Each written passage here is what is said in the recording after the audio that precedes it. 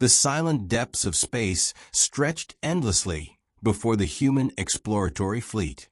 Stars glimmered cold and distant, distant planets floating like forgotten jewels in the void. But among the vast stillness, a single message cut through the comms, brief, encrypted, and chilling. Never attack a Deathworlder hospital ship. Commander Harris stared at the flickering screen, the warning sinking deep. The Deathworlders were a race known for their harsh homeworld, a brutal, unforgiving place that had forged them into warriors unlike any other. Their medical ships were whispered about in dark corners of the galaxy. Ships that healed as fiercely as they fought. Sanctuaries that were also death traps for anyone foolish enough to challenge them. Curiosity battled caution in the minds of the fleet. Questions hung heavy in the recycled air of the command center. What made a hospital ship so dangerous? How could a vessel meant for healing also inspire such fear? The warning was clear, but hesitation lingered. Commander Harris knew his people were explorers, not cowards. Still, he ordered a wide berth until the signals from the ship itself began. Sensors picked up the ship's approach before it came into view, a sleek, metallic silhouette gliding through the starfield with unnerving grace. It was unlike any medical vessel the humans had ever seen. The hull gleamed with cold steel, illuminated by glowing blue symbols that marked it unmistakably as a ship of healing. But there was something else, something that sent a chill through the crew. The faint signatures of weapons buried beneath the metal, integrated so seamlessly they were almost invisible. The ship drifted closer, silent and ominous. The Deathworlder hospital ship carried an air of authority, of something ancient and unyielding. Its presence was a paradox, a sanctuary armed for war, a healer wrapped in armor. The bridge fell quiet as the ship's holographic image filled the screens. Communications officers attempted contact, their voices steady but tense. A simple message was sent, requesting peaceful intentions. Silence followed. No response. The silence itself felt like a warning. Then, from the depths of the ship, a transmission echoed across the void. A voice, calm but laced with unshakable authority. You have been warned. Do not approach. Do not attack. The crew exchanged uneasy glances. The message was clear, but the mystery only deepened. Why such a warning from a vessel dedicated to saving lives? Suddenly, the unexpected happened. A young pilot, anxious and inexperienced, misread the tension. His fingers slipped on the controls, and a warning shot fired across the void, a brief flash of light against the starry backdrop. Almost instantly, the Deathworlder ship reacted. A precise pulse surged through space, hitting the human vessel. Engines sputtered and died. The ship drifted powerless, vulnerable but intact. Commander Harris's heart pounded. No one had died. Yet the message was unmistakable. The Deathworlders would protect their medical sanctuaries without hesitation. As communications were restored, the hospital ship transmitted once more, this time with a sharper edge. This is your first and last warning. Respect our sanctuaries. War is not mercy. The humans were left to grapple with a hard truth. This was no ordinary encounter. The Deathworlders had built their reputation not just on strength, but on a code, one that demanded respect for life even in the darkest times. Questions swirled in Harris's mind as the fleet held position. What secrets lay within that ship? How far would the Deathworlders go to protect their sacred charge? And what price would humanity pay if they crossed that line? The silence in the void seemed to thicken, wrapping around the fleet like a heavy shroud. The journey had just begun, but already it was clear. In the vast cold of space, some warnings are meant to be obeyed. Commander Harris leaned forward, eyes fixed on the glowing medical symbols of the Deathworlder ship. The warning echoed through his mind, clear and relentless. Never attack a Deathworlder hospital ship. The hospital ship hung in space like a silent sentinel, its smooth metallic surface reflecting distant stars. To the humans observing it from their fragile vessels, the ship was both mesmerizing and terrifying. It was sleek and polished, its hull bathed in the cold glow of blue medical symbols that pulsed rhythmically, like the heartbeat of some colossal living organism. Yet beneath the serene exterior, sensors revealed a hidden truth, layers of advanced weaponry concealed beneath the healing insignia. The ship was a paradox, a sanctuary armed to the teeth. Commander Harris watched as the vessel moved with unnerving precision, almost as if it were alive. It wasn't just a medical ship. It was a fortress designed by a people who had learned the hard way that survival meant more than mercy. The Deathworlders were survivors of a planet that crushed the weak beneath its merciless environment. Their medical ships, while dedicated to saving lives, were also designed to punish those who dared to violate the sacred space of healing. The tension on the bridge was palpable. Every crew member felt the weight of the unspoken question: what exactly were they facing? The Deathworlder ship emitted no signals, no overt threat, but the very silence was a warning. It was as if the ship dared them to challenge it and pay the ultimate price. A communications officer spoke softly. "Commander, they're not responding to repeated hails." No diplomatic message, just silence. Harris nodded. "Prepare scanners for detailed analysis. I want to know everything about that ship's capabilities, especially the weapons." The fleet scanners flickered as they gathered data.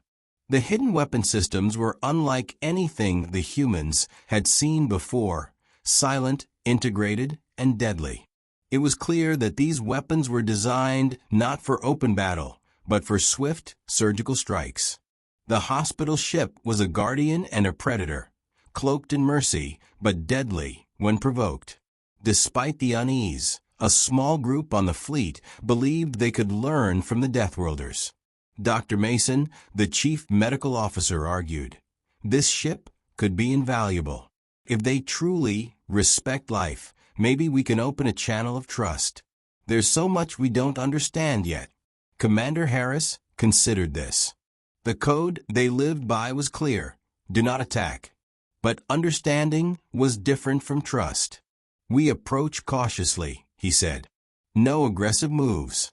Let's see if they respond to a gesture of peace." A small medical shuttle was dispatched, its hull painted with neutral colors and adorned with Earth's universal medical symbol. As it approached, the hospital ship did not move, did not fire. Instead, its glowing symbols intensified, bathing the shuttle in soft blue light. Inside the shuttle, Dr. Mason felt a mix of awe and apprehension. The ship's design was unlike any medical facility back home. Its corridors were wide, sterile yet warm, with technology that seemed centuries ahead. They could hear faint hums of machinery, but no signs of crew. The silence was unsettling. Suddenly, the ship's main view screen flickered, and a figure appeared. Not human, but tall and imposing, with skin textured like stone and eyes that glowed faintly. The Deathworlder's voice was calm, but carried authority. "You seek to understand. We heal all who suffer, friend and foe alike. But do not mistake mercy for weakness." Dr. Mason replied carefully, "We come with respect. We want to learn your ways and avoid conflict." The Deathworlder's gaze seemed to pierce through the shuttle's thin walls. "Our homeworld is a crucible. Life is precious because it is fragile. Our ships protect that life fiercely. If you respect that, you will find no enemy here." Back on the human fleet, Harris felt a glimmer of hope. But just as the tension seemed to ease, the shuttle's engines suddenly flickered, an automatic defense system triggered by unknown factors. The shuttle jolted, warning alarms blared. "Report." Harris barked. Dr. Mason's voice was tense. I don't know what triggered it. The ship's defenses are intricate. This is no ordinary medical vessel. Before they could react, a silent pulse surged from the hospital ship, disabling the shuttle's engines. The small craft drifted helplessly, caught in a web of technology designed to immobilize without harm. The Deathworlder's voice came again, stern and unwavering. This is a reminder. Our sanctuaries are sacred. Violate them, and you will face consequences beyond your reckoning. As the shuttle slowly regained control, the crew aboard the human fleet understood the full weight of the warning. This was no ordinary hospital ship. It was a symbol of a civilization that valued life but wielded power with ruthless precision. Commander Harris closed the comms channel and stared out at the distant glow of the Deathworlder ship. The message was clear. To survive in this part of space, humanity would have to rethink everything they thought they knew about strength, mercy, and war. The silent sentinel continued to glow, an eternal guardian in the starry void, daring anyone to challenge the oath it represented. A tense silence filled the command bridge as the disabled medical shuttle drifted, powerless and vulnerable in the cold expanse of space. Commander Harris clenched his fists, his mind racing to anticipate the Deathworlder's next move. The hospital ship loomed nearby, serene but deadly, its glowing blue symbols pulsing like a heartbeat. Silent, watchful, waiting. The air was thick with unspoken fear. No one dared make a wrong move. Suddenly, a crackle burst through the comms. It was the young pilot who had fired the warning shot, his voice shaky but alive. Sir, the hospital ship didn't retaliate with weapons, just that pulse to disable us. No casualties. Harris nodded, relief and frustration warring inside him. Good. That means they want to protect life, not destroy it. But their message is clear. Don't test their limits. Despite the tension, questions swirled. Why did the Deathworlders build a ship that could heal and defend with such lethal precision? What drove a civilization to blend mercy with overwhelming power? The fleet's analysts sifted through the sensor data, revealing more about the hospital ship's capabilities. It was a floating fortress, equipped with defensive technology that could neutralize threats without bloodshed, but it could escalate to lethal force if provoked. Back on the disabled shuttle, Dr. Mason and the crew worked frantically to reboot the engines, conscious of the invisible threat hovering just beyond their hull. Every moment felt like a gamble. One wrong move could turn mercy into wrath. As the hours dragged on, a tense negotiation unfolded through encrypted channels.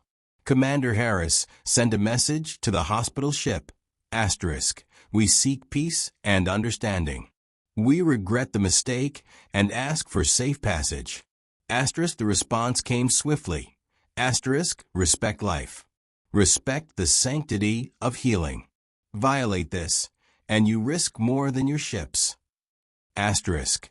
Meanwhile, within the human fleet, not all shared Harris's cautious approach. A faction of younger officers saw the Deathworlder's mercy as weakness, an opportunity to strike and gain advantage. They whispered about preemptive strikes, about breaking the code and forcing the Deathworlders to reveal their true power. Commander Harris knew the risks. History had shown that underestimating an enemy born from a brutal world was a grave mistake. Still, tensions simmered beneath the surface. One restless night, under the cover of darkness in the black void, a rogue pilot took matters into his own hands. Against orders, he maneuvered his fighter into a striking position near the hospital ship, weapons armed but not yet fired. His hands trembled, heart pounding in the silence of space. The Deathworlder ship responded instantly. Without a word, a beam of concentrated energy lashed out, not to destroy, but to disable. The rogue fighter's systems overloaded, controls frozen, engines shut down. The pilot drifted helpless, caught in a net of advanced technology. A voice echoed through the pilot's comms, calm, measured, but unmistakably firm. You have breached the code. Mercy will be your shield no longer. Back on the human fleet, alarms blared as the rogue fighter's ship went dark. Commander Harris gritted his teeth, furious at the recklessness, but knowing the lesson was inevitable. Minutes later, the rogue pilot's ship was boarded, not by Deathworlder warriors, but by medical teams.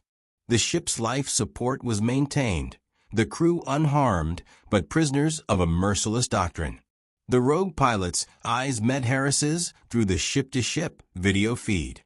There was no triumph in them, only the cold realization that the Deathworlder's mercy was not weakness, but a warning. The incident shook the fleet. No one could deny the power hidden behind the hospital ship's healing facade. The Deathworlders had made their point. Their medical sanctuaries were untouchable, protected by a force that balanced mercy with swift, calculated justice. In the days that followed, the fleet's mood shifted from defiance to cautious respect. Negotiations resumed, this time with more humility. The Deathworlders shared fragments of their history, of a planet where life was so precious it demanded protection beyond all else. Their medical ships were not just vessels. They were symbols of an oath that transcended war. Commander Harris stood before his crew, voice steady and resolute. We've seen what happens when mercy is challenged. The Deathworlders remind us that strength isn't just about weapons. It's about values. We must learn from them. As the hospital ship prepared to leave, its glowing blue symbols fading into the starfield, a final message echoed through the fleet. Asterisk, never test the sanctity of healing. For in doing so, you awaken a power beyond war. Asterisk. The humans watched silently, forever changed by the encounter. In the vast, cold reaches of space, they had glimpsed a new kind of strength, one born from the unyielding protection of life itself. The atmosphere aboard the human fleet grew heavy with unease. The encounter with the Deathworlder hospital ship was unlike anything they had faced before. The disabled rogue fighter still floated in the void, a silent testament to the power of a mercy weaponized. Commander Harris called an emergency briefing. His voice was calm, but his eyes betrayed the weight of the situation. We need answers, Harris said. Why do the Deathworlders protect their medical ships with such force? What kind of code could justify this level of defense? The fleet's intelligence officers worked tirelessly, analyzing every bit of data recovered from the rogue fighter and the disabled shuttle. Fragments of intercepted transmissions hinted at an ancient and unbreakable code, one that governed the Deathworlder race and their sacred duty to protect life at all costs. Then, a breakthrough came from the prisoners taken aboard the hospital ship. The captured crew of the rogue fighter, now under careful guard, agreed to share what they knew. Their voices were low, their expressions a mixture of fear and grudging respect.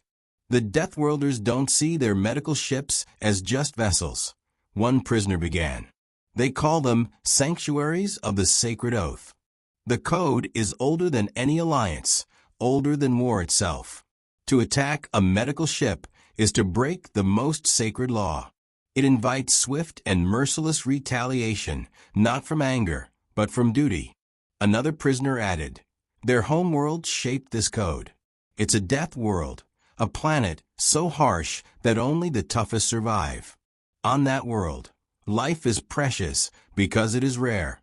Their doctors don't just heal bodies, they protect the future of their race. The medical ships are extensions of that mission.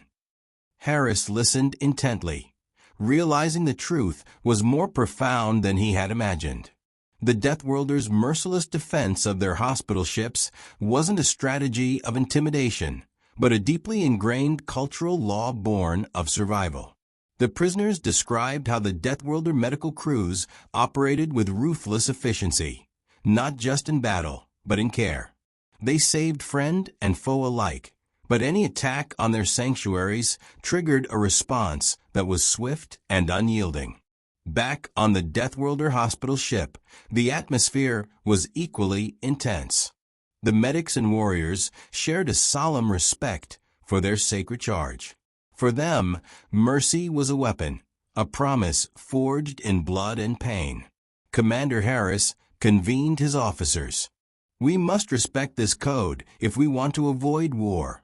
But how do we bridge the gulf between our races? How do we turn this fear into understanding? Dr. Mason spoke up, her voice steady and hopeful. We can start by showing that we honor their values. If we treat their sanctuaries with respect, perhaps they will teach us their ways. The fleet's leadership agreed to send envoys aboard the hospital ship, not armed soldiers, but diplomats and medical experts, hoping to open a fragile channel of peace. As the envoys approached the hospital ship in neutral shuttles, the humans felt the weight of history pressing down. The ship's glowing blue symbols seemed to pulse with expectation. The Deathworlders welcomed them not with weapons, but with guarded eyes and measured words. In the conference chamber, the envoys met the ship's captain, a towering figure with eyes that glowed faintly in the dim light. You come seeking understanding, the captain said. Know this, our oath is not easily broken. To protect life is to protect all that remains in a universe ruled by chaos. The discussions that followed were careful and deliberate. The Deathworlders shared stories of their harsh world and the sacrifices that forged their unyielding code. The humans spoke of their hopes for peace and their own struggles to find meaning amid the stars. Despite the distance between their worlds, a fragile respect began to form. The humans saw that the Deathworlders' strength was not in weapons alone, but in their devotion to life itself. But as the envoys returned to their ships, the shadow of doubt remained. The fleet knew that this peace was delicate, and the price of breaking the code would be devastating. Commander Harris looked to the stars, his resolve hardened. Humanity had much to learn about strength and mercy. The Deathworlder's sacred oath was a warning and a lesson, one that would echo through the cosmos as long as life itself endured. The uneasy calm that settled over the human fleet was fragile, like the thin ice covering a deep abyss. Commander Harris knew that beneath the surface, tension simmered. Not all aboard agreed with the cautious diplomacy he advocated. The rogue pilot's reckless actions had ignited fear and anger in equal measure. Some saw the Deathworlder hospital ship as a threat that needed to be neutralized before it could strike again.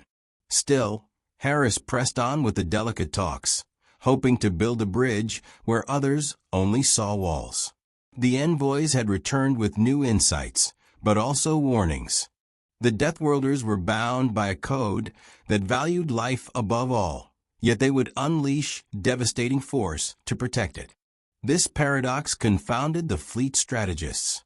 One evening, as the fleet drifted near a nebula's edge, the unexpected happened. Sensors detected an unidentified ship moving fast through the void, a lone vessel, sleek and silent. Commander Harris ordered the fleet to hold position, heart pounding. The ship bore no markings, no visible insignia. It was a ghost in space. As the vessel closed in, the fleet scanners revealed a familiar silhouette. It was the Deathworlder hospital ship, but altered.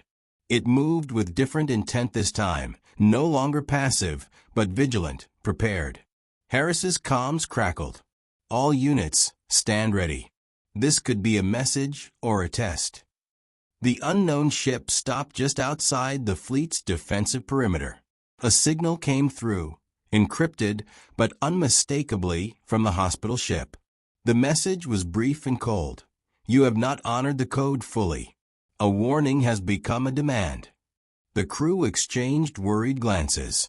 What had they done wrong? The diplomats had returned with respect, yet something remained unresolved. Suddenly, the hospital ship emitted a pulse, a wave of energy that swept through the fleet's sensors. It wasn't an attack, but a scan, probing deeper into their ships, their defenses, their intentions. Commander Harris felt a chill. The Deathworlders were testing them, weighing their true resolve. Days passed with mounting tension. Small skirmishes erupted on the fringes. Human patrols encountering hostile alien factions, exploiting the uncertainty. The fleet was stretched thin, caught between a desire for peace and the need for vigilance. In a confidential meeting, the fleet's top scientists revealed startling data. The hospital ship's defensive systems were evolving, adapting to threats with terrifying speed. It was as if the ship itself was alive, learning from every encounter. Dr. Mason voiced her concerns. "We're dealing with more than a vessel. This ship is a living entity, symbiotic with its crew and their code. To challenge, it is to face an intelligence that blends medicine, war, and survival." Commander Harris realized the true scale of the challenge. This wasn't just a battle for territory. It was a clash of philosophies, of values embedded in flesh and machine. One night, the silence was shattered by an urgent alert. A distress signal from a nearby human colony, under attack by a hostile alien force. The fleet scrambled to respond, but the hospital ship had already moved. It appeared between the attackers and the colony, a shield of cold steel and glowing blue. Without firing a shot, the hospital ship unleashed a series of disabling pulses, knocking out the enemy's weapons and engines. Then its medical teams deployed, treating wounded from both sides with relentless efficiency. Commander Harris watched in awe. The Deathworlders were not just protectors of their own, they upheld their oath across the stars, healing even enemies in the midst of conflict. The aftermath was a turning point. The fleet's hardliners softened, seeing in the hospital ship a power unlike any weapon. It was a reminder that mercy, when wielded with strength, could reshape the course of war. Still, Harris knew this fragile peace was just the beginning. The galaxy was vast, filled with dangers and choices that would test humanity's resolve. As the hospital ship glided away, its glowing symbols fading into the starfield, a final message echoed in the fleet's comms: honor the oath, protect life, or face oblivion. Commander Harris stood firm, eyes on the stars. Humanity had been warned. Now, the true test had begun. The fleet's calm shattered as word spread of the hospital ship's intervention at the besieged colony. Whispers of awe and uncertainty rippled through every deck. Commander Harris stood at the center of it all, feeling the weight of every eye upon him. The Deathworlder ship was no longer just an enigma. It was a force that demanded a reckoning, a test of humanity's own beliefs. The colony survivors recounted their ordeal, amazed that a seemingly untouchable war machine had stepped in not with weapons, but with healing. The hostile forces had been neutralized with precision, but no lives were wasted. Even the enemies received aid, a gesture that stunned many onlookers. Back aboard the hospital ship, the crew prepared for departure. Their captain, the stoic figure whose eyes held centuries of unspoken stories, addressed his team. "Our duty is not to conquer or destroy, but to preserve. We heal the galaxy even when it resists." On the human fleet, tensions between the peace advocates and the Hawks reached a boiling point. The Hawks argued that the Deathworlders' power, while impressive, was ultimately a threat that could not be tolerated. The peace advocates warned that provoking the hospital ship would mean certain destruction. In this heated atmosphere, an urgent message arrived from the outer colonies. Another attack was underway, this time by an unknown faction even more ruthless than before. The fleet scrambled, But the hospital ship's sensors picked up the distress before the humans did. Without waiting for permission, the hospital ship altered course and moved swiftly toward the conflict zone. Commander Harris realized something profound. The Deathworlders saw themselves as guardians beyond their own interests, bound by a code that transcended alliances. As the ship arrived, the situation was dire. The enemy forces were well armed, their intent clear: to conquer and annihilate.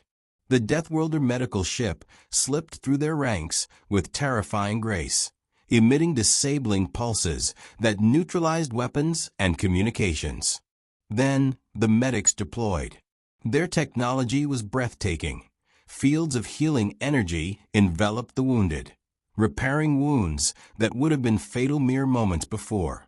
Enemy soldiers lowered their weapons, confusion and awe spreading among them. Commander Harris watched the battle from his command deck, a mix of admiration and apprehension swirling within him. The hospital ship was a paradox, merciless when protecting life, yet gentle and unwavering in its mission to save it. After the battle, the hospital ship sent a broadcast to the fleet. Our code compels us to preserve all life.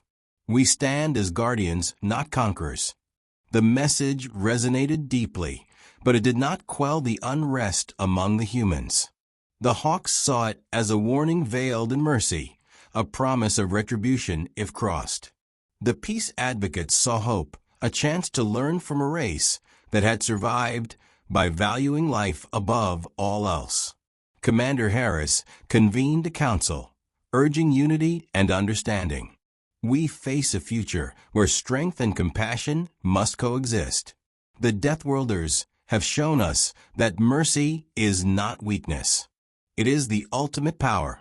Days later, the human fleet received a cryptic transmission from the hospital ship. It was a challenge, not of weapons, but of will, a test of humanity's commitment to the oath of protecting life. The transmission included coordinates to a distant, hostile system where countless lives were at risk. Harris knew the decision was clear. To ignore the call was to deny the values they claimed to uphold. To accept it was to step into the unknown, facing dangers that would push them beyond their limits. With a steady voice, he addressed his fleet. We will answer their challenge, not as conquerors, but as guardians. Together, we will prove that humanity can rise to the oath. As the fleet set course toward the distant system, the glowing blue symbols of the hospital ship faded into the distance behind them, a silent promise that the true journey was just beginning. The distant system loomed ahead, a swirling maelstrom of chaos and danger. The fleet's sensors painted a grim picture: planets scarred by war, colonies abandoned or struggling to survive amid relentless attacks. Commander Harris tightened his grip on the command chair. This was the true test, to act as guardians, not conquerors. As the fleet approached the troubled system, tension rose. The unknown enemy was ruthless, a shadowy force that thrived on destruction. Yet the human fleet moved with purpose, guided by the silent promise of the Deathworlder hospital ship's challenge. The first encounter was brutal. Outposts came under sudden, violent assault. The enemy forces outnumbered and outgunned the defenders. But the human fleet held the line, bolstered by the knowledge that they were not alone. The hospital ship's medical teams worked tirelessly, appearing at critical moments to save the wounded and repair damaged vessels. Commander Harris watched as the medics deployed advanced healing technologies, nanobots repairing shattered bone and tissue in real time, energy fields stabilizing gravely injured soldiers, and drones delivering life-saving supplies across the battlefield. Despite the chaos, a strange calm settled over the soldiers. They fought with renewed courage, knowing that mercy and healing were within reach, even amid war. Days into the campaign, the fleet scouts discovered the enemy's source of power, a massive fortress orbiting a bleak planet, its defenses formidable and mysterious. The fleet strategists debated the best approach. A direct assault risked massive casualties. Yet, retreat was not an option. The Deathworlder hospital ship moved forward, its glowing blue symbols bright against the dark backdrop. Its captain sent a transmission, a message of warning and hope. Your war threatens all life here. Surrender, and let us heal this broken system. The enemy responded with cold hostility, refusing to negotiate. The fortress unleashed a barrage of fire, testing the hospital ship's defenses. The battle escalated, the hospital ship weaving through fire with calculated precision. It didn't fire back with weapons, but activated fields that disabled enemy targeting systems and shield generators. Commander Harris realized that the hospital ship fought not to destroy, but to disable and de-escalate. It was a living embodiment of the Deathworlder's oath: protect at all costs, even if it meant facing death themselves. During a brief lull in the fighting, Harris and his senior officers gathered. We must find a way to end this without bloodshed, he said. The hospital ship has shown us mercy as strength. Now we must follow their lead. Dr. Mason proposed a daring plan: to send medical teams aboard the fortress to treat the wounded on both sides, demonstrating humanity's commitment to life over death. The fleet agreed, and the hospital ship deployed its medics alongside human volunteers. Boarding the fortress was perilous, but the teams moved with urgency and purpose. Inside, the scene was grim: wounded soldiers from both sides, abandoned corridors, and the heavy silence of desperation.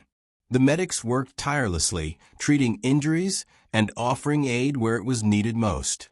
Their efforts slowly broke down the fortress's defenses, not with weapons, but with compassion. Word spread among the enemy ranks of the mercy shown by their supposed foes.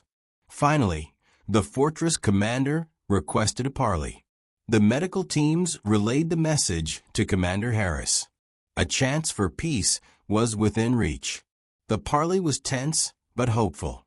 The enemy commander revealed a tragic truth: a society ravaged by endless war, desperate for an end, but trapped by cycles of vengeance. Harris spoke with conviction. The Deathworlders taught us that mercy is the greatest strength. We offer you a chance to end this conflict, not through destruction, but through healing. The enemy commander hesitated, then nodded slowly. We accept your offer. The ceasefire that followed was fragile but genuine. The human fleet and the Deathworlder hospital ship began a new mission, not as enemies, but as healers of a broken system. As the battle-scarred planets slowly began to recover, Commander Harris reflected on the journey. Strength was not measured by weapons or conquest, but by the courage to protect life in its darkest moments. The Deathworlder oath had challenged humanity, and humanity had risen to the call. Together, they had forged a new path forward, where mercy and power walked hand in hand across the stars. The fragile peace held, but the galaxy was far from healed. The once war-torn system now whispered of hope, yet shadows of doubt lingered in the hearts of many. Commander Harris stood on the bridge, gazing out at the stars that had witnessed so much conflict and mercy alike. The Deathworlder hospital ship floated nearby, its blue glow a constant reminder of the oath they all now shared. News came in that other systems, torn by war and suffering, were watching closely. The alliance between humans and Deathworlders had become a beacon, a living testament that strength and mercy could coexist. Yet, with every victory came new challenges. Old enemies lurked in the dark, unwilling to embrace this new order. Harris convened a council of leaders, diplomats, and strategists. Our mission is clear, he said, voice steady. We are no longer just survivors. We are guardians. But to protect life, we must be prepared to face those who reject peace. The Council agreed to send joint teams, combining human and Deathworlder medics, diplomats, and defense experts, to troubled regions. Their goal: to heal wounds, mediate conflicts, and build trust where fear once ruled. On board the hospital ship, the Deathworlder captain observed the humans closely. "You have learned much," he said during a rare meeting. "But remember, the oath is eternal. It demands vigilance and sacrifice." The humans had indeed changed. Medical technology advanced rapidly as the two races shared knowledge. Healing techniques, once thought impossible, became reality. But more than that, a new philosophy took root: that true power came from protecting life, not extinguishing it. One day, a distress call pierced the calm. A colony under siege by mercenaries seeking to exploit the fragile peace.